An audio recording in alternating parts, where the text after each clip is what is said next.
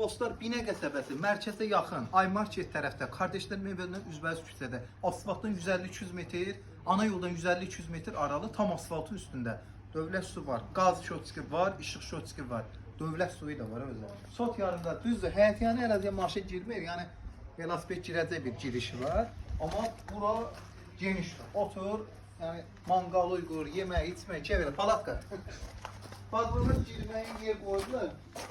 Gəlib böyürləməsinə çevirib girəsə də, yəni onun belə girmək mümkün deyil.